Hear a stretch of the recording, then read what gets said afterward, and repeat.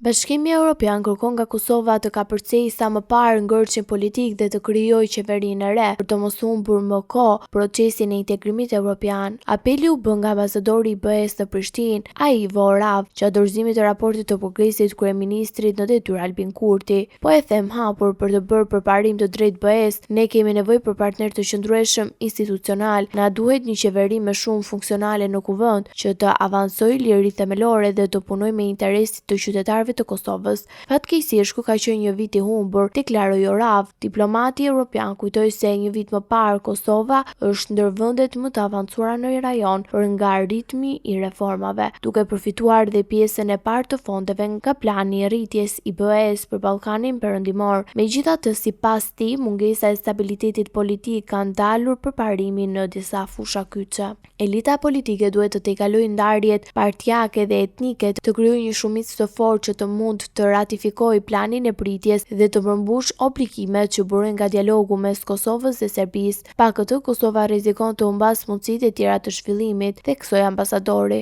Në raport vlerësoi se Kosova ka bërë përparime në disa drejtime, përfshirë funksionimin e gjyqësorit, forcimin e kapaciteteve ekonomike, politikat e punësimit, zhvillimet në sektorin e ushqimit dhe tregtisë. Megjithatë, mbeten sfida serioze në luftën kundër korrupsionit, ku BE-ja kërkon miratimin e menjëhershëm të strategjisë kombëtare sipas standardeve europiane, si dhe përmirësime në garantimin e lirisë dhe shprehjes të mediave. Sipas Oravit, Kosova ka potencial për të rikuperuar në terrenin e humbur, por vetëm përmes një qeverie të re që do të sigurojë stabilitet dhe do të rikthejë vendin në rrugën e reformave drejt integrimit në Bashkimin Evropian.